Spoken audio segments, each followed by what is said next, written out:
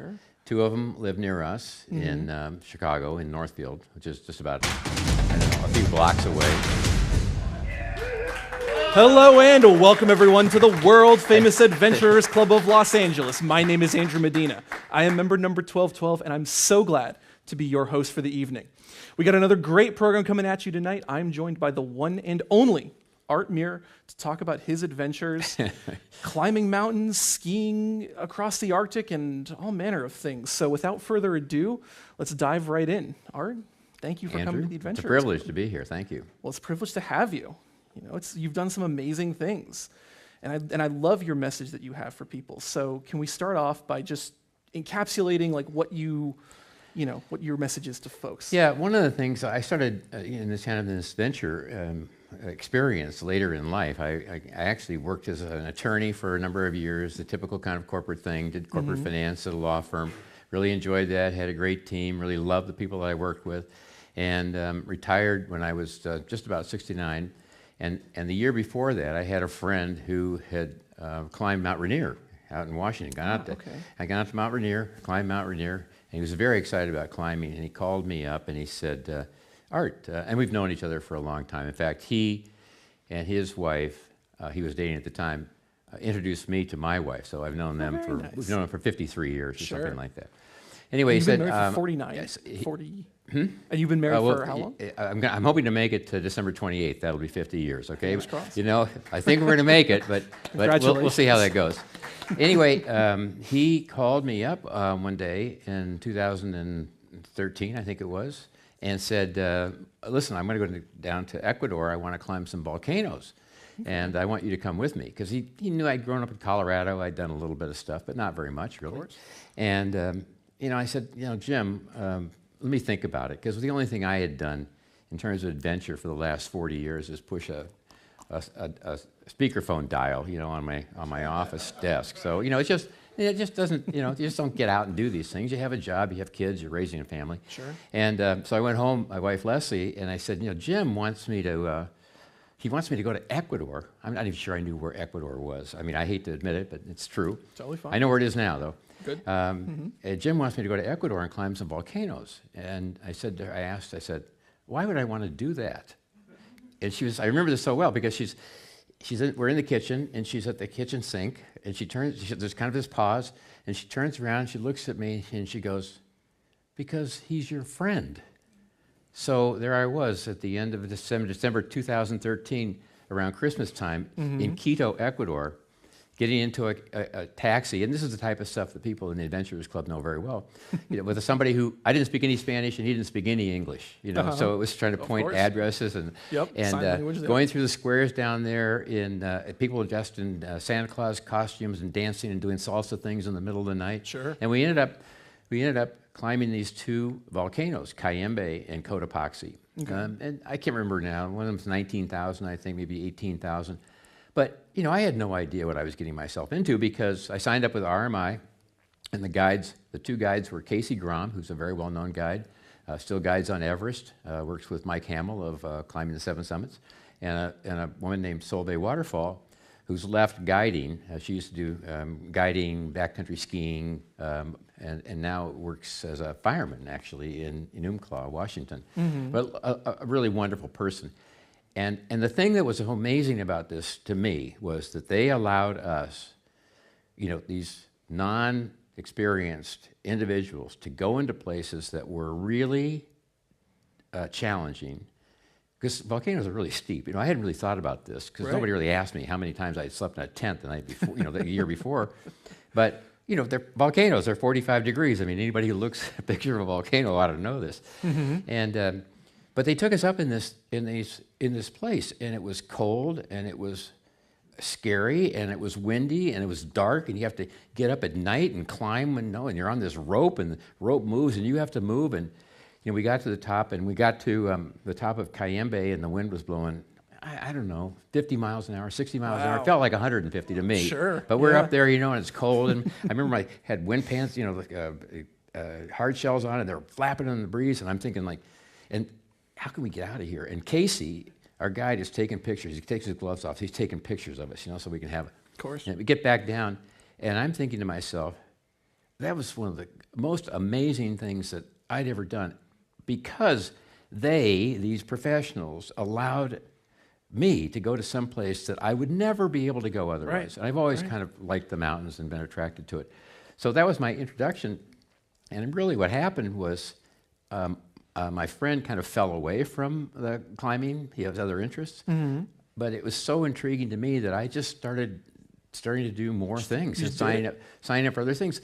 The next one was really improbable. I've always wanted to do backcountry skiing, and I did. I have a little bit of background in skiing, but regular resort downhill, alpine skiing. Of course, yeah. But I read this thing in the paper where you could actually ski off the top of Mount Elbrus, and I thought to myself, Mount Elbrus is one of the 7 summits. I mean, I'm thinking to myself, I didn't really, it's supposed to be the highest mountain in Europe, although the French might, they have a little bit of question about that. They now qualify there as Mont Blanc as the highest in Western Europe. And, so, and I have friends who say you haven't climbed the highest mountain in Europe unless you climb Mont Blanc. So, I had to do that to keep them quiet. All right. But the idea that you could actually climb up and ski off of one of the 7 summits was such an intriguing thing to me. I mean, I just was. It's really intriguing. I was really taken with that, and so I got, I took a clinic, a backcountry ski clinic in Washington,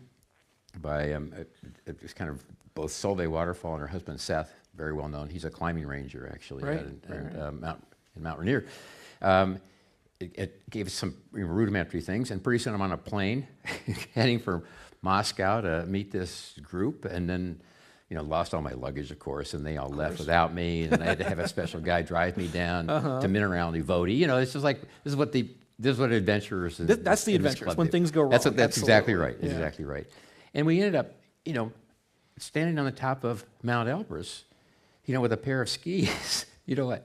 I was just, it was sort of, and then skiing off of it. Now, do we have a picture of that? I fell. It's standing with the 2 skis there. Yeah. Yeah, there it is. That's the top of Mount Elbrus. Wow. And then, of course, there's another picture I think you can see, which is the toast at the end in St. Petersburg, which is, the vodka. You have to have the vodka, toast. But that was such a wonderful adventure to be able to do that. I fell most of the way down the mountain, actually, the other people I was with. But the other thing was, Andrew, I met some people on that trip that I've done other trips with. And that's what happens. I found out that you do these trips and you build these relationships with people that, are real strangers when you start. Sure. And you end up kind of under the kind of the guns and the fire and that kind of the hardship, and really forge these relationships. So that's really worked well for me. I've loved that. And as a result, I think a community, I feel like I have a community of friends now. Absolutely. All over the world because of that.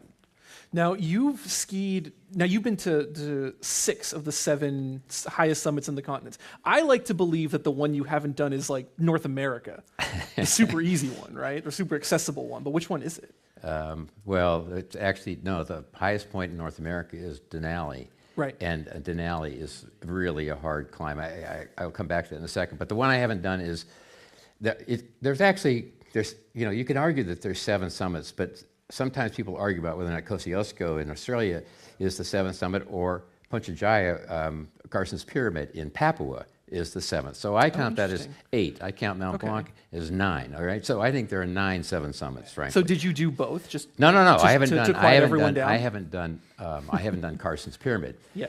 But I had this, sometimes with a family and with being married and having kids and having grandchildren, you have to work the angles a little bit. Absolutely. So the angle for this one was, my wife and I, we had some friends that were going on a cruise in Indonesia in October. Okay. Interesting. All right. So that's exactly what I thought. This is very interesting because that's where Carstensz Pyramid is. I think this is perfect. Right. We'll just sign up for this cruise, which was with this wonderful cruise line called Ponant, a French line, and then maybe I can just bookend, one of those to climb, because they stage out of Bali, and you fly to Tamika, and then you used to trek through the jungle, which I thought would be kind of interesting with the leeches and all that sort of stuff.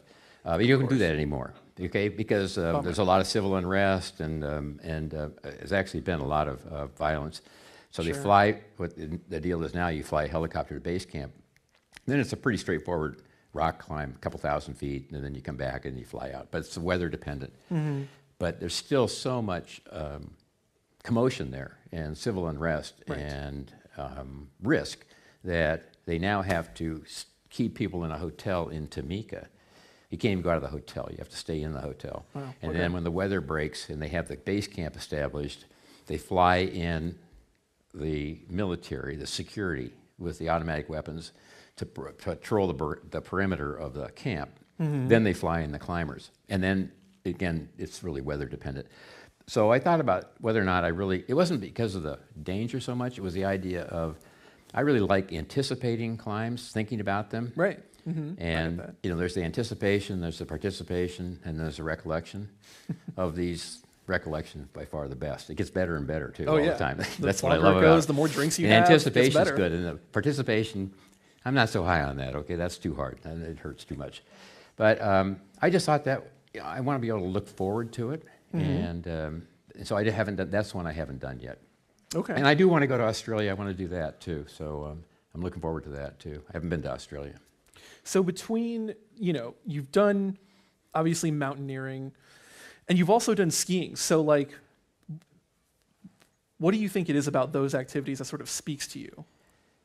The mountaineering is something that's, it's been, well, what happened was, I think, I grew up in Colorado. I didn't really do a lot of climbing there or do that sort of stuff, but I was kind of around mountains and like that. But when I was young, my dad gave me a book, Annapurna, written by Maurice Herzog. Yeah, of course, yeah. Maurice Herzog, climbed Annapurna with Louis Lachenal in 1950, and it's the only time, I think it's still true, it's the only time an 8,000 meter peak has been climbed in the first attempt. And of course it ended up with this huge adventure with frostbite, and they had a lot of trouble finding the mountain. And so there's this gripping story, and he wrote it in 1952 or 53 when he was convalescing from frostbite. I think he dictated it to a scribe who then turned it into a book, which is still a compelling book.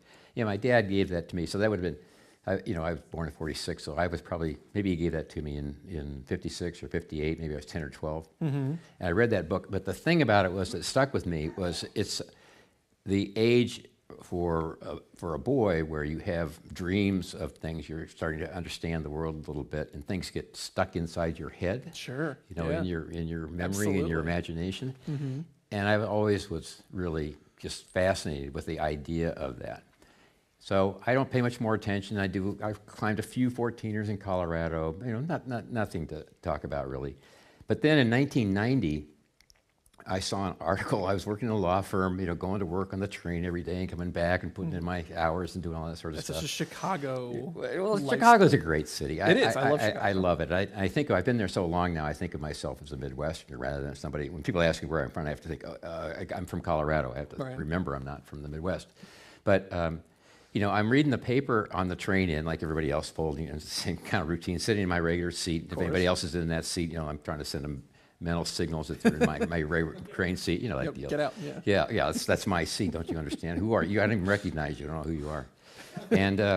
And I see this article, and it's about an expedition to Mount Everest, going in through on the north side through China. Right. That's going to be run by Jim Whittaker, the first American to climb Mount Everest, 1963, in Norman Deerenfurth's expedition. And there's a wonderful book called Americans on Everest that describes this whole climb. And it has lots of adventure and conflict and all kinds of stuff that make for a good climbing book.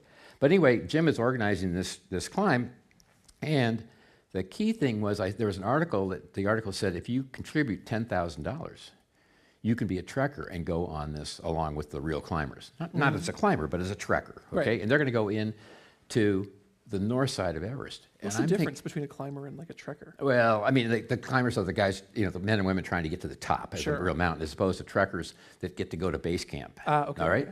And I'm thinking, I just really want to see Mount Everest. So I announced to my firm that I'm going to be leaving for 30 days in 1990 to go to the north side of Everest. Okay. But your billable hours. Something? Will you do? No, it's funny because I didn't know if I'd have a job when I came back. I mean, I didn't care. This was just something that I just had to do. Okay, I just had to see this thing, and it turned out to be a marvelous trip. We actually had 23 in our group of trekkers, really wonderful people, and then the climbers. And the idea was that they were going to have an international peace climb. Jim was going to organize this with a Chinese, a Russian, and an American climber climbing in teams of 3, as the International Peace Climb. And he was organizing this in 1988, 1989 for a climb in 1990. But in 1989, the Berlin Wall came down. Yes. So people suddenly said, oh, peace with Russia and Germany, we don't need that anymore. Okay, so the peace, so he couldn't raise money. He couldn't raise money for the climb with that kind of objective. Right. So he scrapped that he kept all the same climbers. By the way, none of them were Chinese, they were all Sherpas, but that's a different issue, okay? Because they've signed a map I have, and you can tell the way they signed it. Anyway, he scrapped that, and to his credit, he said, we're going to turn this into an Earth Day climb, where we're going to start thinking about cleaning up the mountain. So this is 1990. Makes sense. Love it. And so I ended up, going on that trip. We went to Hong Kong, Beijing, Chengdu, then to Lhasa in Tibet, then getting in Toyota Land Cruisers and driving over the course of a few days all the way right into base camp. On the north side, you drive right into 17,000 feet. Right. But the thing that was remarkable was that you could then, even as a trekker, go up over the course of a few days to advanced base camp, which was at 21,500 feet. Okay. So on the north side, because it's the Rongbuk Glacier, goes all the way up there, and that's where advanced base camp was, and that's where the real climbing starts. Okay, so the trail ends. Sure. And I got there. I got to 21,500 feet, and there's this thing, and I met Jim for the first time and some of the climbers, and there's some stories there. But the point of it was that when you're there, that you see that you can stand below it, and you can see the North Col. And the North Col is, from that advanced base camp, is not very far. It's actually, that's actually where Reinhold Messner was on his solo climb and took off. He had his girlfriend, left her in the tent, said goodbye, I'll see you later. Started climbing up this thing, fell into a crevasse, crashed down into this crevasse when he was doing the solo climb of Everest, the first one. Shook himself off, looked around, saw that he could walk down the crevasse. There was a ramp. He walked down, walked down, walked down. He's all by himself. Right. And walked right out of the crevasse, and then climbed all the way to the top of Mount Everest by himself. Love it. But I said to myself, I'm looking up here thinking, gosh, it's not that far. It's really not that far. You could do it. And if I climbed, I just thought to myself, I remember so well, if I climbed up there, I could look over into Nepal. Okay? Yeah. I'm in China, in Tibet. Right. I could look into Nepal. Like, how cool would that be? That'd be really cool. That'd be pretty and of cool. course, but nobody's going to give me crampons and and the gear to do that. Unless. So I had. Well, no. But I looked at it, and I just thought that would be so cool. So I went back home. I met some people on that trek. We tried to climb Denali with two of these guys the next year, and ended up it was 45 below, and two of us were left at got to 17,000 feet, and then had to turn around because of frostbite. My climbing partner got frostbite. And then I didn't do anything for really a long time. Sure. But as I sit here right now, I can tell you, I can remember exactly what that looked like, in that advanced base camp, looking at that call. And then I started doing these climbs. Very quickly. When you had to turn back because your companion got frostbite, how did you feel when you had to make that decision? What was going through your head? It's funny. It's interesting you asked that question because I just left home. Okay, Charlie, our youngest, was a year old, he was going to be a year old. His birthday's in July, and we were climbing kind of early in the season. It's a kind of a late April, May, and then June season in Denali, and so we're at 17,000 feet, which is the kind of the place where you stage for the summit. And there's a very steep wall you have to go up called the Autobahn, because when climbers fall, they all the way down the Peters Glacier, like 7,000 feet, up to Denali Pass. And so Wayne Bauman, who was with me, he was actually the wrestling coach at the Air Force Academy, an unbelievably great athlete. He was the guy who got frostbite. And he tells me, Art, I can't go because I've got frostbite. And I'm going out, I'm kind of walking around the tent and getting ready, and I'm looking up, and I remember looking at Denali Pass, and it is a perfect day, a bluebird day. There isn't a cloud in the sky, there isn't a bit of wind, and there was a team from Austria or Switzerland, I can't remember which one, training for Everest, and they had started up this route on the side to Denali Pass, and and I'm kind of thinking to myself, God, I could probably just kind of go behind them, okay? Just kind of go up behind them, kind of follow them up. Just follow in their footsteps. This shows you how ignorant I really was, okay, how little I really knew. And I just kind of got to go up that Denali Pass, and I'm sure the summit is just on the other side of it. And for people who've been to Denali, I hear laughing from the crowd. I think they know what's coming. For people who've been there, they know that's not how Denali works. Okay, you get to Denali Pass, and you're just getting warmed up for the summit. It's a long, long way. But that was one of those things where I thought, and I was kind of thinking about it, and then I said, that's kind of silly because I've got young kids at home and I don't know what I'm doing. I mean, I didn't know what I was doing, but at least I was smart enough to understand I didn't know what I was doing. Right. And turned around and went down. So it really wasn't. So the answer to the question was, I was a little bit reluctant at first, and then I kind of got smart and got out of there. And then lo and behold, years later, I end up coming back to Denali, and the reason that happened, it was so. I just think about the improbable nature of the way life is. When you get to be older, you look back and you realize that there are no guarantees in life. There is no predictions. There is no security. You just do the best you can and see how it works out, okay? And it usually works out pretty well. So my son, who at the time was 23 or 24, I can't remember exactly, this was back in 2014, went out and took a class from RMI and climbed Mount Rainier.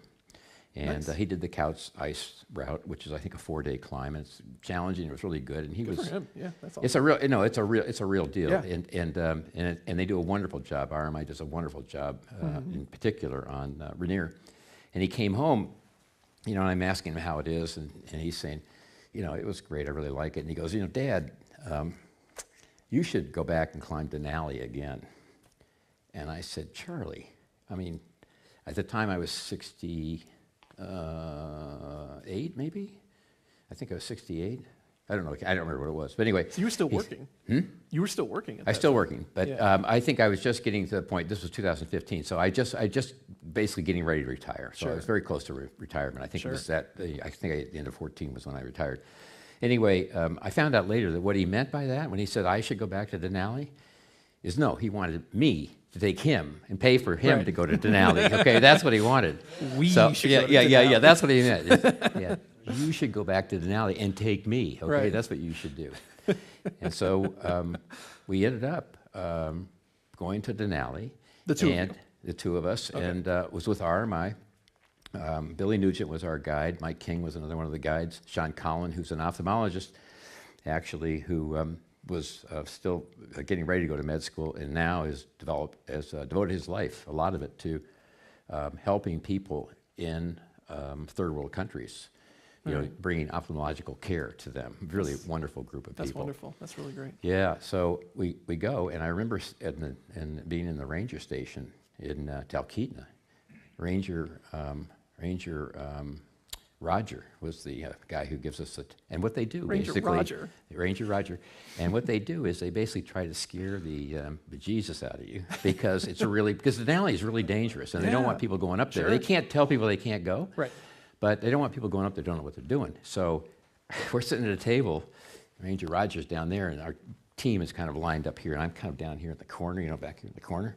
Not just by coincidence. Yeah.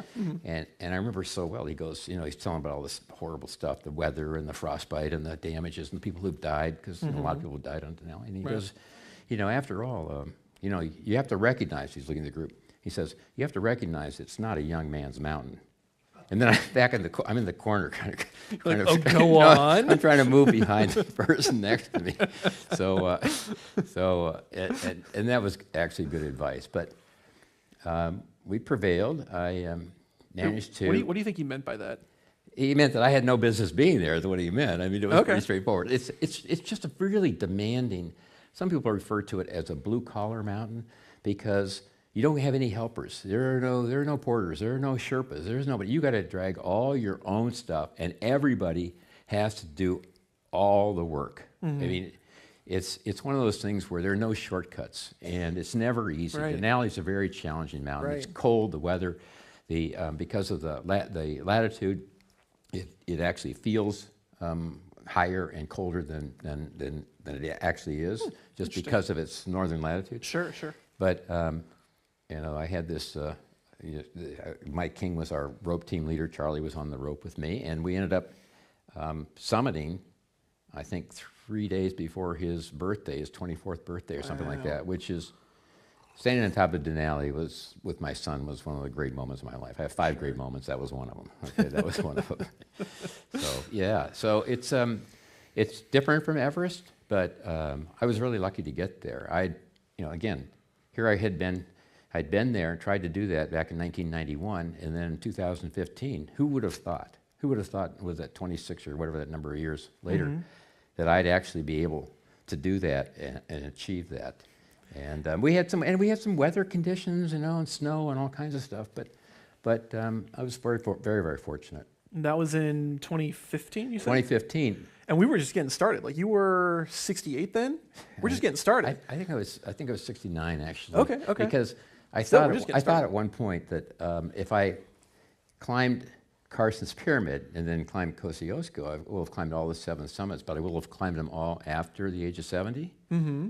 Except for the split note for Denali when I was 69 and a half, okay? and I don't think I'm going back, all right? Sure. So I think with a footnote, maybe I can get away with a footnote there, I don't know. But I feel like, with Denali, you describe it like there's no shortcuts. There's no there's no one to help you in a way that there might be with like Everest or some other mountain. Yeah. So like, I feel like it's a very earnest mountain in that way. Like it really forces you to kind of put in the work and put in the time. Yeah. How would you describe the other mountains in sort of a similar way? Well, Denali was really good. It was a really good experience because I think what it forced me to do is to realize that these loads were so heavy, just the pull. And just even when you try and get ready for these things, and I've learned over the last 10 years how to do a better job of getting myself in shape and staying in shape and stuff. But, it's a learning process. And at the time, I now have a separate coach, and we can chat about that a little bit. Sure. That specializes in trying to get people ready for mountaineering things. But I didn't at the time. I was trying to do it myself, and although I had I called it a trainer, they were really focused more on college, like real athletes, okay, college and high school and professional Well, man, I athletes. don't want to jump the gun, but I've seen your workout videos and pictures, and that's real. That's real. But these were real players. I mean, seriously, high school kids are going to play, get scholarships, and then college players who were basically going to the pros, and mostly football, some basketball, some baseball. Some of these guys were going to go play for the Cubs, and unfortunately, they did play for the Cubs and not for the Dodgers, which is why the Dodgers keep beating us all the time. It drives me crazy. I had season tickets for a long time. I see those LA hats out here, and I think, oh man, it hurts. Still hurts. We do have one championship though. Yeah, you got it. But the thing about Denali was it required so much mental focus, mental concentration, because it's just so hard to get from point A to point B, and you have to do a lot of trips. And I actually think, I've said this before, I think that my years as an attorney, poring over documents, what most people, and even I would admit, were stultifyingly boring documents for the most part, okay? Yeah, a lot of tedium, a lot of long hours, but it required a lot of mental focus. Yeah. Because you're really trying hard to get it just right. Right. And that's the type of focus that I think really helps when you go into the mountains. Right. If you're lacking physical strength, you have to make it up somewhere. And I actually believe that the mental aspect is half of what the success in mountaineering is anyway. Sure. So it's served me well. And the other thing is, being older was a real advantage in the sense that it was much easier for me to be comfortable in my spot. My spot is tail gunner, okay, the back, okay. Now. Either approach or not, but I always feel guilty having somebody behind me because they're always faster than I am. It doesn't matter, it doesn't matter if it's men, women, dogs, yaks. It doesn't make it. They're always faster than I am. Mm-hmm. So I have my spot. That way, when there's nobody behind me, I can kind of move at my own pace. And I've discovered that is so far, knock on wood, a successful strategy. There are no, it's the old story. There are no medals. No, you don't get any prizes for being first. The idea is to get to the top or get back. I was gonna say, like what they say about people who get to the top of the mountain last, right? They summited. Yeah, right, exactly. Yeah, right, exactly. Yeah, check mark, right, exactly, right, yeah. Do you think there are any other sort of aspects of your either professional or personal life that really helped you in this sort of different environment, helped you like make these summits? Yeah, I think it's really true, and that is, age was really a benefit in the sense for me because I never set out. This was all such a magical mystery tour for me. I was so fortunate to get involved in this and to have some success and it's not all been successful. There's been certainly had my share of experiences that lack of success, but being older gives you a perspective. It gives you, when you're older, you may not be as strong, but you tend to have more experience. You tend to have, in some cases, we like to think more wisdom and more perspective, and you realize that you're really doing this because you enjoy the process and you're kind of testing yourself. You're sharing this with a team, and it's really not about getting, for me, it's not about getting to the top. That doesn't mean I don't want to get to the top, okay? I love to, say, oh yeah, I got to the top and kind of forget how hard it was. I have a very short memory, which is why I keep doing this. I'm not very smart. But I think it's, but I'm willing to accept and turn around when the time comes, okay? And we can talk about it a little bit, but I tried to climb Everest twice after that trekking in 1990, but I went back to try and climb it in 2019. Didn't make that because I ran into some problems. The kind of problems you don't want to run into. One of them was falling in a crevasse. Okay, that was not the kind of. That's not a problem you want to run into. Yeah, that's not the kind of you don't want to make that. That's mistake. a bad problem. Yeah, and then recovered from that, which was not as traumatic as you might think. Although I didn't realize at the time how lucky I was. Sure. That year, 3 people fell in crevasses. One of them's still there. So, it's just, somebody who's very experienced told me you don't get a lot of second chances in the big mountains, so you don't want to make those mistakes. And just because you managed to walk out of that crevasse? No, I had a whole team of people. Or I mean, like you got out. It was a very actually kind of an odd thing because it was a portion of the mountain. Everest is a fixed line climb. So unlike a lot of mountains where you're tied to people and you move as a group, but 2 or 3 or 4, right. Everest, they fix the lines through the ice fall, the Khumbu ice fall, almost all the way to the top. There are exceptions. There are exceptions between Camp 1 and Camp 2 and going into Camp 4, or there aren't any lines. But for the most part, you're hooked to a line. And as you get above Camp 1, where the ice fall is, which is all jumbled, the crevasses tend to be horizontal, like slices of bread. Right. And you either go around them at the end, you end run them, or you have to go down into them and climb out of them, going down into them and climb out of them. Right. And the ice fall, of course, changes every year. But I was I was on the fixed line on the mountain, and sometimes there's some slack so you can end run it. And I was following our team, and I had really dark glacier glasses on, and it was a real cloudy, low visibility day, spitting some snow, not big winds or anything.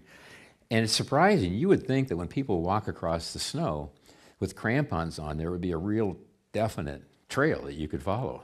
But it turns out that in low visibility, especially as we get older and our light gathering ability deteriorates, don't ask me about whether I need cataracts. Okay, we'll get to that. It's a different issue. But it gets hard to see that detail. And I was kind of looking for remember I was hooked here on the safety line. I was kind of looking for my the trail, and I couldn't quite see it. But I looked over the top of my glasses, and I could see our team like right over there. Just like right across the room. Sure. I said, oh, no problem. So I just took a step. I saw the snow bridge we were supposed to cross. There's a crevasse. You could see it. It was about 3 feet wide. It's not hiding. And we're just going to step right over it. But there's a snow bridge, and I stepped on the snow bridge, this patch of snow, and just as I committed my weight, I realized there were no footprints on it. Nobody had been there before. And it was like, bang, and there's no life flashing in front of you either, by the way. You can just, Hollywood, you can just put that one aside, because you're here, and then you're bang at the end of that line before you can even register it. So that meant that I had this harness on, just a light alpine harness with a single line hooked to the safety line with a lightweight carabiner, a little teeny carabiner. Right. Made by Black Diamond, very good carabiner. Very good. Worked very well. Yeah. And I go bang, bang into this thing. Don't even turn upside down, which is really lucky. I've got a trekking pole. It's still in my hand. I had a helmet on. I banged the helmet kind of a little bit. But now I kind of come to a stop, and, I'm looking. Now I can see, I'm in there, and I can see the crevasse, and you got a kind of a V where the line comes down, the safety line comes down on one side, hooks to my carabiner, which is this single line like here, and then goes up the other side. And and now I can see, I'm looking to my left, I can see where the snow bridge was I was supposed to walk across, which was about 5 feet to my left. I was supposed to have gone over there. Right. But meanwhile, I stepped across it. So now I can see that snow bridge, and I can look this way. And the other thing I remember is pretty intense is that all of the ice is shades of green, like jade. Not blue, but green. And I'm down in there, but because that team was close to me, it wasn't very long before somebody poked their head over, and they're going like, I can't, and I'm like 25 feet in, I can't hear a thing, okay? And they're yelling. It's just, these stories about all this stuff, how people, manage these crises, it's amazing to me. And now I'm kind of waiting. I realize they know I'm there, and a guy named Ryan Waters, who's a professional guy, he runs a company called Mountain Professionals, a very, very experienced guy, happened to be right there, because it's important to have people, to help you when you need them. Gotta have people. And he organized a Z pulley. A rope came snaking down to me pretty soon. But now, meanwhile, I'm kind of hanging there, and I'm looking, and I can see the snow bridge over here, and I can see over here, this crevasse is not very wide, but it's actually not very deep either. Kind of a Reinhold Messner kind of a thing over here. And then I remember, I looked down below me. I went like this. And it just, the image is so vivid in my mind. It's this round, circular, black hole. It looked to be circular. It probably wasn't, because your mind does certain things to you. Sure. It was pitch black, absolutely nothing. Forever. There was no body coming home on this one. And so I'm sitting there thinking, thank God for the ice fall doctors that put that safety line in a way that it didn't melt out, it didn't release. Right. So, they pulled me up. We went up to Camp 2. Everybody's asking me how I'm doing, and I was doing okay. I realized I had done something really stupid. I don't think at the time I realized how stupid it was, but it was okay. And then that rotation was to go up to Camp 2 and then come down. So we spent the night, came back down. We're coming down, and we had a series that year of a whole bunch of ladders. We had a lot of ladders, like 29 ladders across. That's a lot of ladders. That is. And it changes a lot because the icefall changed every year. The icefall changed. And we were coming down, and the last ladder was this little 8-rung ladder, just like a ladder at home you'd have in your garage, only it was a single one. And it was kind of tilted, and they have these ropes on the side, you kind of use for balance a little bit. You can kind of tension them. And I'm walking across this, and I'm kind of tired. I'm not paying a lot of attention. And all of a sudden, I'm doing this. I'm going like this. Yup. Right off of the ladder. But my boots have these real spiky things on there called crampons, okay? Yes. And the ladder has these ridges along the side. So the ladder's like this. I'm like this, my boot's like this, and my ankle's still there. So, it was like, they thought I'd broken my ankle. Turns out I hadn't. That's good. And then this time, though, I said before, your life doesn't flash in front of you. But when I made this mistake, I was really angry with myself. This was really stupid. This was really stupid. So then one of the guides had to kind of stay with me, walk me out late into the afternoon when the ice fall starts to melt, water's running. He's looking around. I'm kind of wondering, he looks a little nervous. I'm thinking, why, Stuart Robertson's his name. Why is he so? Because that's when the ice fall starts to collapse in the afternoon. He's there with me to protect me from my stupidity, okay? We get out of that. That ends the expedition. I go home, and I determined that I want to go back. That's 2019. Okay. 2020 was COVID, so there's no climbing. Nothing going then. So now I have 2 years, and I have 2 years to think about the mistakes I made, which had a lot to do, I think, with my success in 2021. And the reason was because I spent my time visualizing kind of the summit cornice, what it was going to be like if I ever got there. And again, I didn't have to get there, but if I got there, I just wanted to get above Camp 2 if I went back. And I thought about no mistakes. My whole mantra for 2 years, it was making no mistakes, no mistakes. So what I tried to do, and I think pretty successfully, to tell you the truth, was to get off the plane in Lukla, where you start the trek up the Khumbu Valley, which is a wonderful thing to do for, even when you're not climbing Mount Everest, it's a wonderful thing to see. The people are just so wonderful, even though we were recovering from COVID. But I thought about that whole trip, all the way up there, in base camp, all of the practice climbs, all of the practice in the ice ball, getting ready for the climbs, each of the 3 rotations that you do on that, the summit climb coming all the way, and all the way back down that Khumbu. I didn't want to make any mistakes, no mistakes. Sure. I didn't feel like I had to get to the top.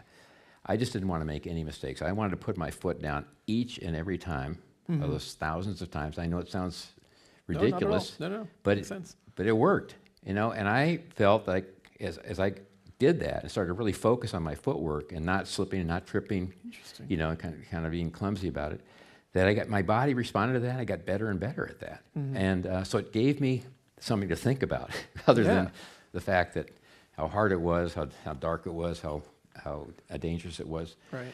So, but again, making no mistakes, I just wanted to give up Camp 2 in 2021 when I went to Everest. And that helped me kind of come to terms with the rhythm in the process. Plus, we had wonderful people on these teams both years. One of the things I like to share about that is that we had 4 Arab women on the team in 2019 who were brought together by a Canadian filmmaker, Aliyah Sakaili, who wanted to make a film about them. Some were quite experienced, and for one of them, Joyce Azam, it was her 7th summit. Wow. Others had quite a bit of experience and had gone on to do lots of stuff, and others really weren't very experienced at all. One of them wasn't very experienced at all. But all 4 of those women got to the top of Mount Everest. Wow.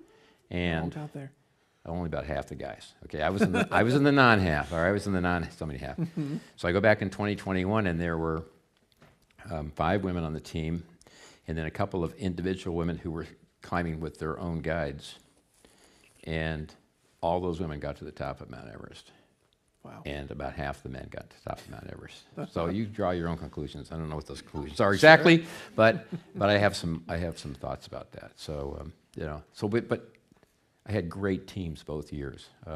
Really supportive, really helpful. People who wanted to see everybody else succeed. Right. Right. It's not about them. It's about the team.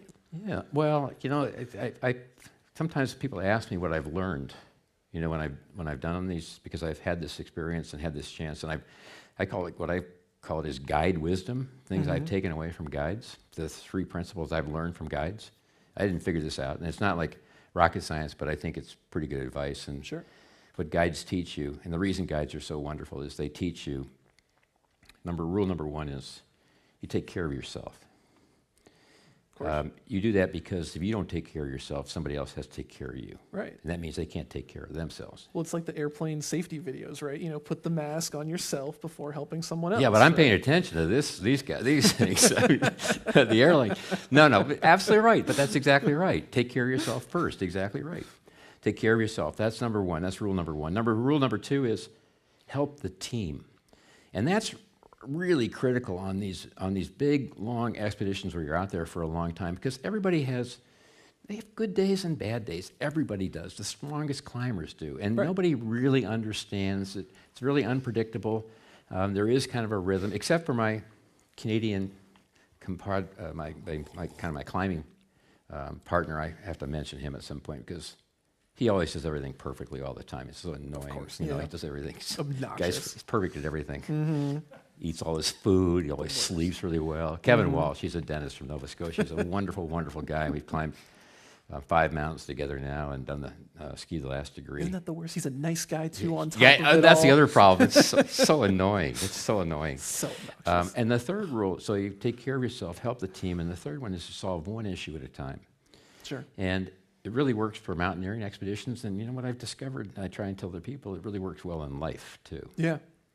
And I have one corollary sometimes when I'm talking to young people, I point those things out to them and they kind of get that. And I say that the 4th thing for the young people is be respectful. Sure. For a young person, be respectful. Your parents, for instance, aren't always right. Right. They're usually right, okay?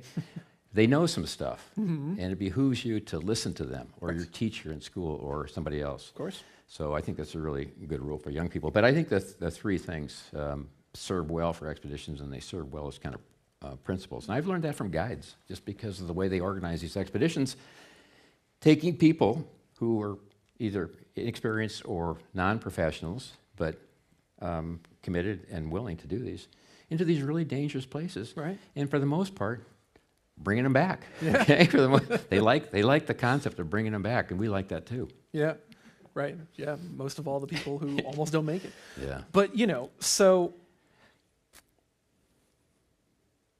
you're the oldest Westerner to summit Everest. That'll be short-lived, let me tell you. I've enjoyed it. Okay, it's kind of fun, but yeah, that's right. But how did that feel when you accomplished it? Look, I just have to tell you, I knew I would be, because I had looked, not because it's something it's not like it's hidden knowledge. And so I knew there was this guy out in California, kind of in this area actually, who was going to be here tonight, except the fact that he has COVID, all right? Other than that, Bill Burke, who was for a long time, he's a member here. Bill's a really interesting guy and a very, very accomplished guy. The real deal. He's climbed Everest. He's been there 5 times, I think. Yeah. He's climbed it both from the north and from the south side. He's of an age now where we may be hearing more from him. We'll just see how that works. He has a mountain named after him. But I knew I would be older, but it wasn't because I felt like I was trying to set some kind of a record.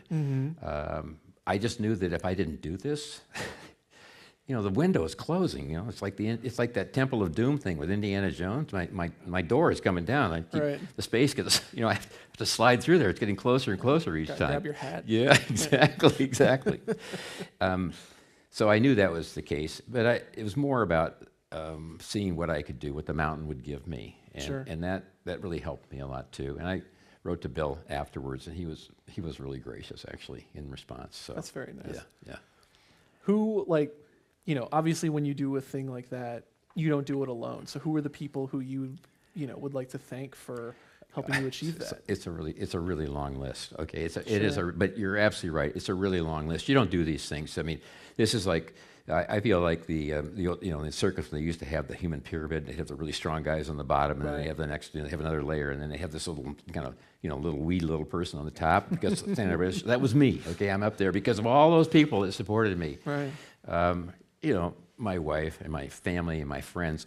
By the way, my friends. This is what you call support. All of whom told me, don't do this, okay? don't ever do this again. Stop doing this. Never go out on any of these. So that's the kind of support I got from all my friends. That was the advice I got from them. But I have, I had the guides that I've gotten to know so well. The teammates I've had have been so supportive and so helpful. It's they kind of feel like they have to adopt the old guy. All right, I'm kind of like the weak link. I was telling some folks at dinner tonight that when you go, I've kind of developed this into a ritual now. I kind of have fun with it. But when you go to a climb, and I now know a lot of people, so I usually don't end up in a place I don't know anybody. But I've done a number of climbs and experiences where I haven't known anybody. And I think that's part of the magic and the wonder of some of these trips that you take. It doesn't have to be climbing mountains, but I did a trip across Costa Rica, hiking, biking. Rafting and kayaking with a group of 8 other people and 2 guides. It turned out to be just so much fun. And anyway, you kind of go around the circle, and the guide always talks about himself or herself a little bit, and they say, "Why don't you tell us a little about yourself?" And they go around the circle, and I'd like to be last. Okay, so I'd like to say, "Let me think about that for a minute." So they always leave me to the last, and I said, "I know what you're thinking." Okay, when it comes to me, I'm looking at the group saying, I know what you're thinking. You're looking at me, you're thinking, man, I don't know if I'm going to get to the top of the mountain, but I know I'm going to do better than that guy, that old guy over there. I know I'm going to do better than he is, all right? And I said, it's a little bit like the old story with the miners who had the canary in the coal mine. When they went into the mines, they didn't have a way of detecting these gas leaks, these deadly gas leaks. Right. So they would bring a canary in, and they'd watch the canary. And as long as the canary was doing okay, they were fine. When the canary goes, they're out of the mine. Yep. And I said, I'm your canary, okay? I'm your canary. Because you know that if I'm doing okay, you're going to be doing okay. So your job is to take care of me. And they do. They do. It's amazing. I think they feel like they've, kind of, got to take care of the old guy. And the other kind of odd thing that happens is there's a certain, even though it's kind of not consistent in our society, in these intense things where you're doing these climbs, there's a certain almost deference to age, as if I have some idea what I'm talking about, okay? And I feel it's a responsibility, which I'm not adequate, okay? Sometimes looking for some guidance. But I find it's really helpful because you can see, especially in younger people, sometimes the younger men in particular, a lot of pent-up testosterone, okay, is what it is. And they really got to get out there. They got to prove something. They got to do something. And these climbs that isn't what it's all about. It's all about pacing yourself. Sure. And also taking some time to look around. You for each of us, we may not pass this way again, and we want to take advantage of it. And plus, you're in a beautiful place. You can pull up a picture of just like one of the mountain trekking pictures, just to get a sense of like the space that we're in. Like, it's a beautiful area that you're in. So it's incredible. It's I had a requirement. Having not traveled until later in life, and then realizing what an unbelievable joy and font of enjoyment and satisfaction, and surprise and wonder. You travel around and you realize that not governments necessarily, but people are pretty much the same all around the world. Everybody wants the same thing. Right. Okay, they want to have their security for their family. They want to have enough food. They want to have shelter. They want the same thing that we all want. Everybody wants the same thing. Governments sometimes get in the way of that. But people are basically the same. The other thing is, no matter where they live, they've invented ways and figured out ways to have delicious food. I mean, it's amazing to me. I just don't understand how that is. But everywhere you go, something great. And so I used to think that we should have a requirement, part of the constitutional amendment, that presidents have to have traveled, and not with an entourage. They have to have traveled around the world, find out what people are like. By themselves, yeah. Sure. I kind of want to close off with talking about your workout routine and like your training regimens and how you prepare for these things, because it really is quite extraordinary. So what is your process like, and how do you sort of stay active and fit for these things? Well, I'm retired, okay, so that's a huge advantage, all right? I don't understand how people who work or have family responsibilities do it. I really don't. And there are people who are getting up at 4 o'clock in the morning and doing stuff and then going to work. Or it's just amazing to me. Sure. I feel like I have a full-time job just trying to get the training in that I do. But here's what happened. I got really lucky. I was working with these coaches who were particularly specialists with these college and high school and professional athletes. But I kept getting broken things because they were trying to teach you how to be strong, but to put huge amounts of force into an effort, and then recover, and then put huge amounts of force into the ground again. Jumping, leaping, turning. That's not so good for somebody my age. That's not such a great strategy. But I read this book, Training for the New Alpinism. Steve House and Scott Johnson wrote this book, and when they wrote it, both really incredible in terms of their own rights. Very different. Steve was much more of a well-known climber. Scott was much more of a cross-country skier, climber, and also coach, and had been for many, many years. They wrote this book, and the idea was they were going to share it with some of their friends about getting ready for mountaineering, their experiences, because Scott trained Steve and helped him recover from crashing and burning. So I read this book, and I got all excited about it and said, this guy can take care of me. So I wrote to him, and I said, I can't remember exactly what I said, but I think I said something like, I'm really old, but I need your help. Something like that. I can't remember exactly what it was. And he was very gracious, but then we had an interview, an hour-long interview with him. And the idea before he'd take me on as a client for training purposes. So, but I passed that test, I guess, or maybe he felt like he had extra time on his hands. Whatever the deal was, he took me under his wing. And this was a year, this is in 2018, I'm getting ready for the first climb of Everest. Right. And he sets out this program for me. He says, you're not going to, this is a hard program. You're not going to feel very good for the first 3 months as your body gets, you're going to feel like you have flu all the time. And I'm thinking, oh, yeah, it'll be fine. I'll be fine. And so I started on the program, and I felt not good, okay? It's hard. And then after a couple of months, I wrote to him and said, Scott, listen, because every day what happens is he gives me a weekly program, and then I have to do it on a daily basis. I got 1 day off then. I was doing 6 days as opposed to 7 days a week. Nice. And then I'd write back so they kind of monitor how I'm doing. And that's how he set up the program. And you wouldn't see the next week until like Sunday night. The idea was a big reveal. And I tried not to look ahead. But anyway, I wrote to him and I said, Scott, here in Chicago, in the Midwest, we have this kind of gray, cloudy weather, and it's not really nice in the winter, but we like to play platform tennis. We call it paddle. Right. Oh, yeah. Platform tennis. I'm familiar. And that's kind of important to me. I kind of like to get outside and play some platform tennis. And the other thing is when the weather gets nicer, golf is kind of an important part of our social structure. Okay, I like to play golf. Okay, so I wrote this email to him. Tell me you're a lawyer without telling No, me. so he writes back. No, Scott writes back. He takes my email that I had these points on. In big red letters, he writes back. He goes, Art, you don't get it. You could die. Okay, you could die, because he knows I'm going to Everest. Mm-hmm. He said, you're not playing paddle, and you're not playing golf, because if you are, you're not working with me. So I said, oh, okay, all right, I'll get it. I understand it. And then I said to him, but I want to go to Everest in 2000. I think I'd mentioned it. He may have forgotten it. I want to go to Everest in 2019. And he goes, well, this is May of 2018. He goes, you're not going to be ready. I go, what do you mean I won't be ready? I already paid for it. He said, well, that may be, but you're not going to be ready. Guess what? I wasn't ready. You're going. Okay, You weren't ready. I wasn't ready. But you still did it. Because it just takes so much time. So I now, I came back from 2019, by the way, the anecdote, the final part of this is, after Scott was coaching me, he flushed me for a different coach. Why weren't you ready? Like what? It just takes too long at that age to build up the muscular strength and endurance.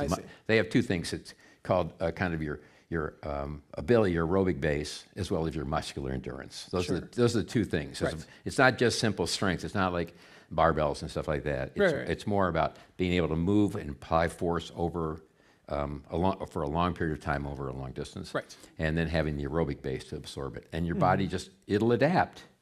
The miracle is that if we give the right stimulus to our bodies, and if we can avoid the big killers, heart disease and cancer and diabetes and others, even at my age, it's amazing to me. It's complicated as we are, all the things that are going on. Doesn't mean it's all perfect, but our bodies will still respond. That to me is an absolute miracle. And it's true if it's true for me, seriously, as an ordinary person, and I mean that. I'm committed, but I'm an ordinary person in terms of athleticism. It's true for everybody. That's a miracle. And then Scott, of course, fired me and hired me off to one of his other coaches. Seth Keena, who's a wonderful guy. I worked with him for 6 years. And so what they do is he sets up a program for me each and every week. I try and do stuff every 7 days a week, but life gets in the way. It's not always, possible. And but I'm committed to doing it. And the thing I decided that's worked so well for me is I decided I wouldn't lie to myself about if I'd actually done it. Now, what I mean by that is that little voice in your head. When they say you have to do 10 instances of this or 10 repetitions, and if I do 8, I don't beat myself up for doing 8. But I don't pretend like I did 10. So and that's really helped. I keep a record. There's lots of ways of keeping this stuff accountable. So I have a routine, and then I decided that wasn't enough fun. During COVID, I really wanted to figure out how to use barbells. I really love the concept of barbells.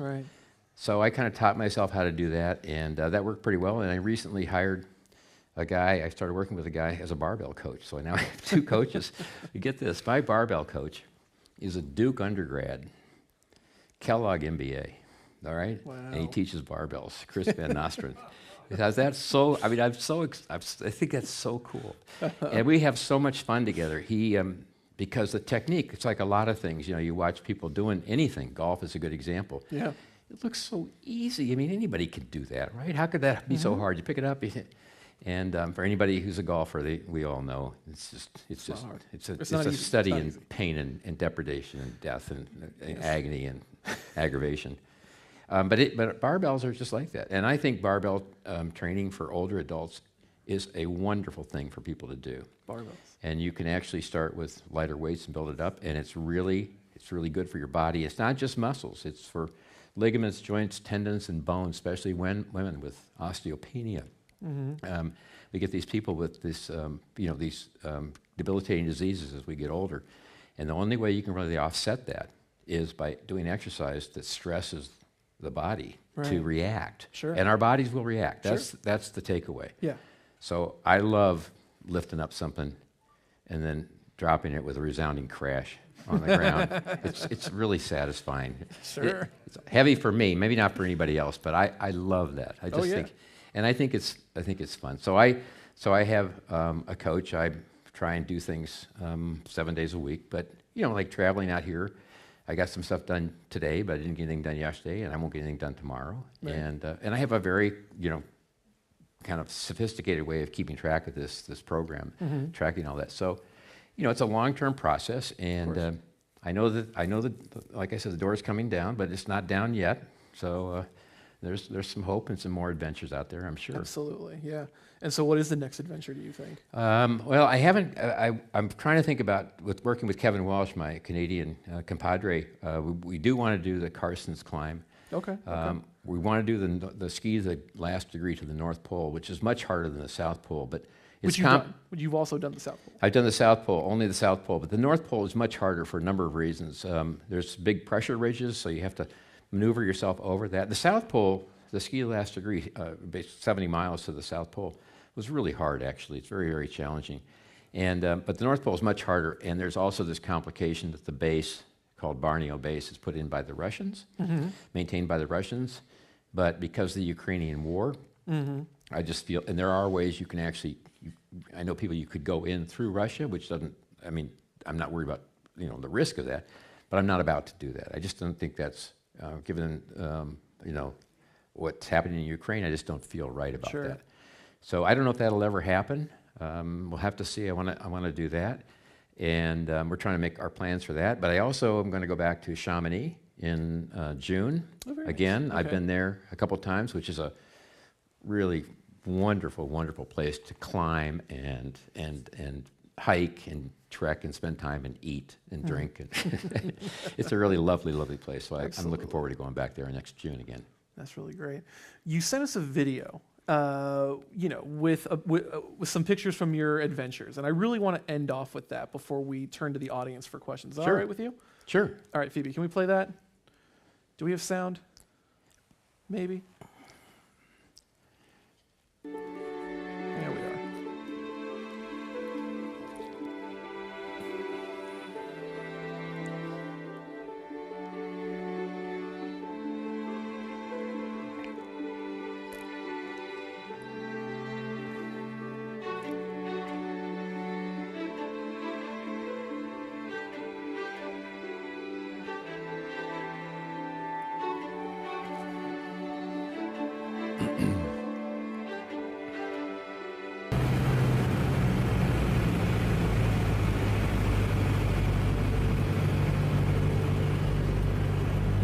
I sort of feel like now that we've heard all these stories, we're kind of like reliving the adventures with you. Well, this backcountry skiing is that's a different, we haven't had a chance to talk about that. That's another wonderful experience. Been to lots of places around the world doing that.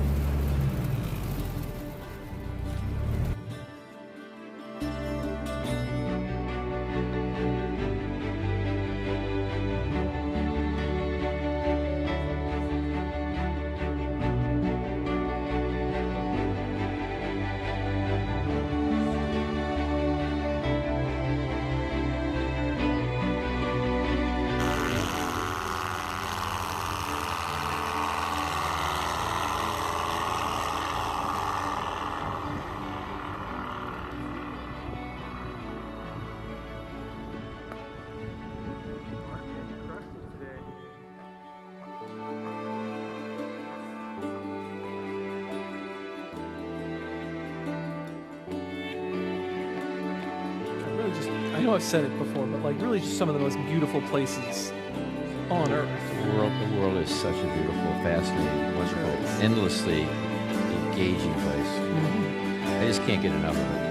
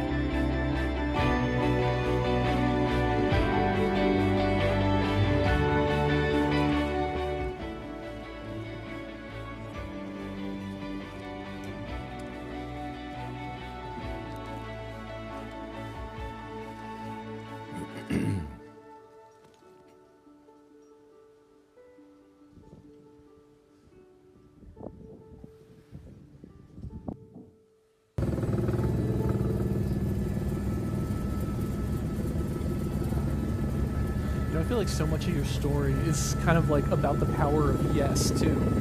Like none of this would have happened if you just hadn't said yes to your friend on a trip to a place you may or may not have known where it was. Get out of the safe harbor.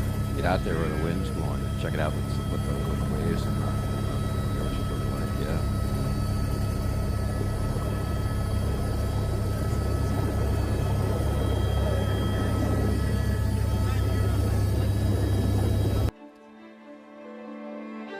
It's actually in the East Cascades. So it's right here in the United States.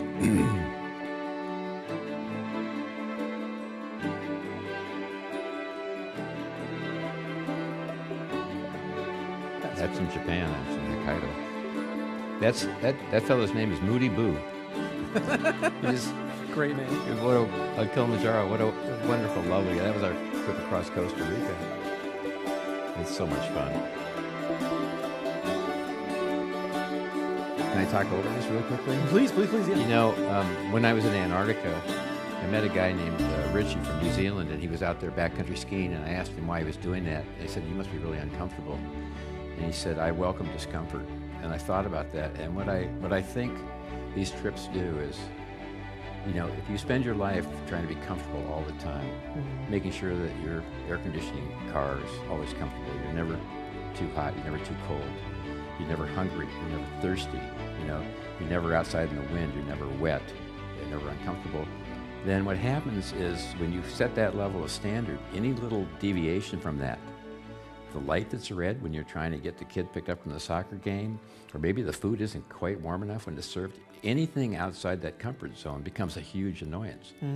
But when you had to carry water from a river, because you live in Nepal, up a mountain slope, just to heat it, to have something to eat, and you have to sleep huddled together with other people because it's so cold, then maybe the annoyance, some of these annoyances, these minor things when somebody cut you off slightly in the traffic, didn't even realize you were there, maybe they aren't such a big deal. Right. And I've found that I think that this helps me keep my perspective about those types of things. And I think that's one of the reasons that people who do this... Where is this art? That's in Mont Blanc, doing paragliding. Yeah, that's really fun. You should do that if you ever have a chance. It's kind of safe. It's pretty safe, okay? No, it is. Sure. It is. It's safe. It's really fun too. It's really Is it weird? fun. I want to do it less now. It's really safe. Just kind rather than just kind of. Yeah. That's a great picture. They told me that I wasn't supposed to expose any skin, so there's no pictures of my face when I was in Antarctica. It's probably for the best, but... that was such a magical place. Again, not everybody's going to have it. This group may have a chance to go onto the ice, but if you don't, just doing a cruise down there is...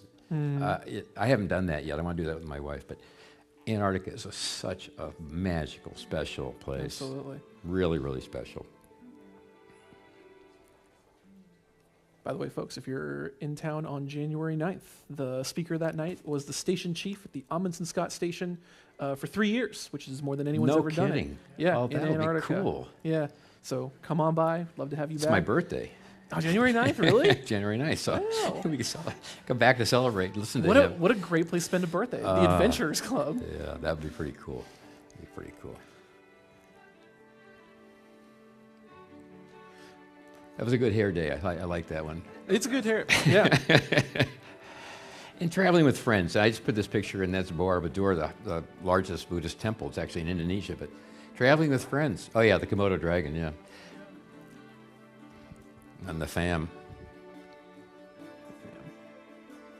And the person who puts up with most of it, Without Leslie. whom, really, truly, none of this would have happened. Yeah, that's So, really true. we appreciate her, and we appreciate you, Art. And look, my questions are all done, but I'd love to turn it out to the That'd be audience, great. see Sure. if they have questions. Sure. So if you have a question for our speaker, please raise a hand, and we'll get you a mic. So I'm seeing some folks. Can someone please grab a mic and run it around to these people?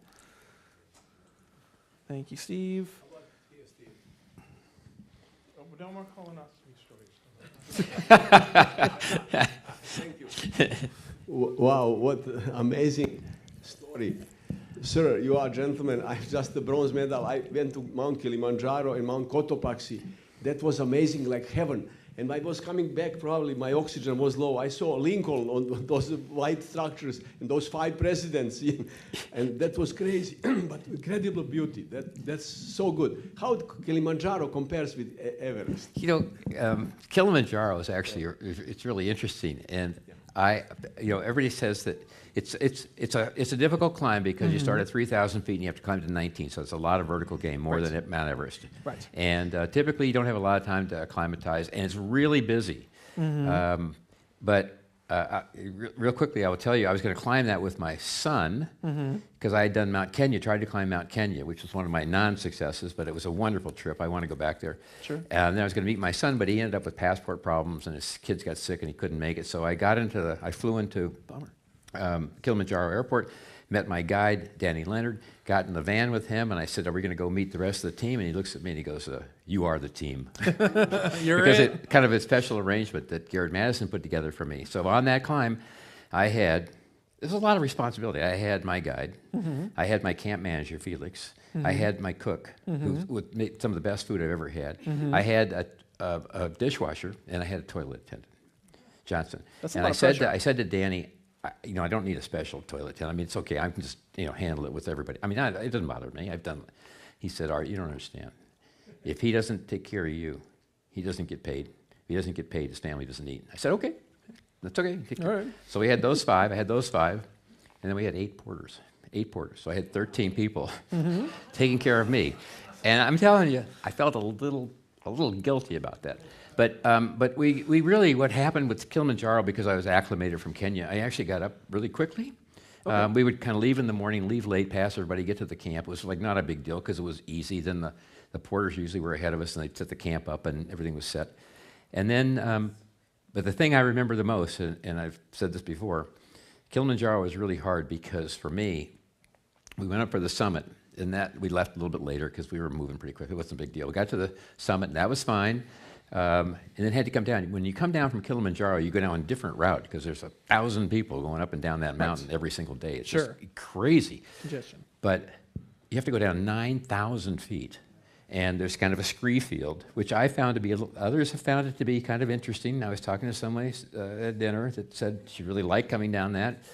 I found it to be really challenging. There are parts where you can kind of post hole, you can kind of pack your heels in. Other sides are really scrapey. And then you have to walk down this stream bed that's been kind of slightly improved with some concrete that was left over from some construction site. I think they just threw into the stream bed so you could walk down it. Right. All these uneven things, but you have to go down 9,000 feet. Right. So I actually found Kilimanjaro coming down to be quite hard. Okay. Actually, that's one of the things that is a challenge as you get older. I think knees and that kind of movement, as opposed to going up. So I found it to be quite hard, actually. Okay. How many days it took you, Kilimanjaro, going up and down? I'm thinking about that. Yeah, it was. We went the same. We did the normal climb. So I think it's 1, 2, 3, 4, 5. I think 6. I think it was 6. I think it was 6 days. Okay. Yeah. Yeah. Yeah. Jay? Exactly. Talking about the mental side of climbing and endurance, when you're on those long, hard climbs where it's one foot after the other, do you have mantras that you use or relive old legal briefs, where does your mind go? I'm sorry, do I use what? Mantras? Or old legal briefs. Oh, sorry. Sorry. Sorry, I completely escaped. I missed the point of it. The elements of negligence are... Yeah. Do No, you- I've actually found that it's the same kind of thing. I like to punish myself. It's the same kind of thing when I'm in the gym. I don't listen to, I don't use headphones or stuff like that. I like to quote, I guess you could say I like to be in the moment. Sure. Or you could say it's everything I can possibly do just to focus on what I have to do. Mm-hmm. And I find that to be pretty successful. But no, work was great, but this is better. Sure. This is much better. Yeah. There's no comparison. Absolutely. First of all, pleasure to be here. Super inspiring story, so thank you very much for giving that. Sort of related to your question, I think. Psychologically, philosophically, you sound like a man who had it all. You have family, grandkids, a successful career, ready to wrap up in retirement. How did you justify taking sort of these larger risks later in life when sort of the standard is generally to kind of sit down and relax with all of the efforts that you've put in over your life, just sort of relax and enjoy? Yeah, that's a really good, it's a good question. It's hard to answer that question. I think the answer is that part of this was, I was so surprised when the Cayambe and Cotopaxi that you could be taken into such a difficult, challenging thing and be relatively safe because of these guides. So I was really impressed by that, and I wanted to see where else they could take me. And I think part of it is also wanting to test myself. It wasn't about having to, people talk about conquering mountains and dominating things. I mean, that's not where I'm coming from at all. Mm-hmm. But I think testing yourself is one of the great satisfactions. The great ways to find fulfillment and satisfaction is testing yourself and seeing where your limits are and finding yourself perhaps not wanting in certain respects. And again, that doesn't require necessarily getting to the top. It's just pushing yourself to your limits and seeing what you're capable of, because you learn something about yourself. And one of the things you learn is that the mental aspect is such a critical part of it. As I said, half of climbing, I think, is the mental toughness and the mental commitment. But I also think that the research is showing, we're learning a lot more now about longevity and healthy aging. And one of the things it's showing is that you talk to people who are real, survival kinds of stories, Navy SEALs and people like that, and other people who've done some of these endurance expeditions. And the evidence is pretty clear that our brain tells us we're all done when we're only about half done. Yeah. And that's a hard concept.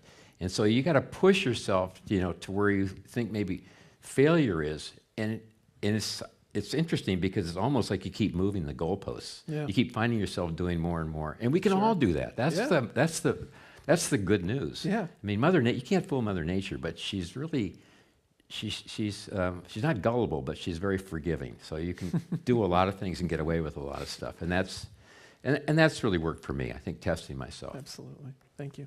Sir, I love mountain snow. How do you like Mount Cotopaxi? Snow is the most beautiful. Cotopaxi is the best one with the volcano. It's a beautiful mountain, the symmetry of it, the cone of it, but it's also very steep. Okay, and it was windy, and there's fumaroles with noxious gases coming out. It's a volcano after all. Sure. I don't know. I think about this. I think actually my problem is that short-term memory. I think there's some kind of condition called short-term memory issue. I think that's what I have because I always forget what the just being an adventurer, right? That's what we do. Yeah, exactly. Have a terrible time and then we forget. Another question. Next, sir. So, other than stepping into a crevasse on Everest, did you have one particular holy crap moment that comes to mind for everything you've done?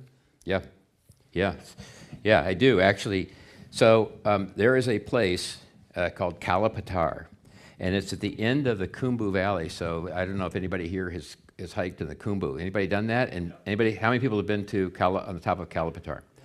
So we went up. We got to Kalapatar, and we climbed up. It was a windy day, and we get our first really big view of Mount Everest. And I think there were some pictures. I didn't actually see them as I went by, but I stood there. So this is 2019. I'm at 18,000 feet. And it's still giving me kind of goosebumps, but because I'm standing there and I look up and the clouds part and I see this big, huge black face facing us on Mount Everest and the ridge that we're going to climb up. And this is a moment when, I kind of got really quiet because I'm thinking to myself, what am I doing here? I mean, I was fine on Kalapatar, but to do that, I'm 5 miles away or something. I can't remember exactly the distance is, and 11,000 feet below the summit of where I'm supposed to be going at 18,000 feet, and it was so intimidating and so overwhelming. And I also, you can tell, I still remember that really vividly. And so getting my mind around that, and then what happens is, it's a little bit like when you're in tents at night and the wind is blowing. And on Everest, as you get more and more experience, you move from nervous to anxious to scared. And it's because you know a lot more about what's happening. Right. And so while you're in the tents, you can be really uncomfortable. But then once you start working and start focusing on the climbing, things tend to fall into place. But that was my moment. So Sure, absolutely. that was a hard moment. Yeah. We have one last question. One last question. Yes, sir. Hey, Art, first, so glad you were able to make it out here and give us this presentation. Oh, it's been an absolute pleasure. And you've mentioned that you've climbed 6 of the 7 summits. The only one you didn't mention in your program was Aconcagua in South America. Do you have anything about that? Yes, Norm. Thank you very much for that question, because I want to share with everybody the fact that, thank God, I went to Aconcagua one time. I got to the top. I never have to go back again. All right. I mean, it's such a hard mountain, and people go multiple times because the weather there is so unpredictable. The winds, in particular, it's really cold. Yeah. It was cold when we got up there, Yeah. and it's a really hard mountain. So anybody who's climbed that has climbed something really, really difficult. Sure. Yeah. So that's my memory of I love Mendoza. All right. I love Mendoza and the wineries in Mendoza. Of course. But if I don't have to go back and climb Aconcagua again, that's okay with me. We'll go to wineries, though. Well, thank you, Art. This It's has been been a an great amazing pleasure. program. Thank you to the folks in the audience. And for the folks at home, if you like what you saw here tonight, please consider subscribing to the channel and liking the video. It helps us out a ton. And if you're in LA, why not come on by? We do this every single Thursday except for the rest of the year. Our next program is going to be on January 9th, so tune back in then. But, so thank you for joining us. And that's going to do it for us here at the Adventurers Club. Thank you so much, everyone, for joining us. And we'll see you next time off the beaten path. Good night. Thank you very much. Thanks, Andrew. Thank you. Not quite done. Thank you very much. I got a certificate for you, Art, if you could meet me. Really? Oh, Around here. This looks Oh, good. awesome. It says, expressing grateful appreciation to Art Muir for the interesting, informative, and entertaining program. It's not about the summit. The evening of Thursday, December 5th, 2024, thus furthering the objectives of promoting the exchange and dissemination of knowledge between those who have had adventures off the beaten path. Thank you, That Art. is wonderful. I am so pleased and flattered. Thank you very much. And then normally we have you point to the map. You're going to have to navigate the Christmas tree Yeah, here. yeah. Oh, here, hold on. Let me get this out of the way. I'm gonna point to this one right here. All right, right here, right there. That's where Carstensz Pyramid is. Thanks, Kevin. Thank you all for Thank joining you so us much. tonight. One more round of applause for Art. So if you guys brought any sort of drinks into this room, please take them back out and throw them in the trash so they don't wind up spilling. Otherwise, meeting adjourned.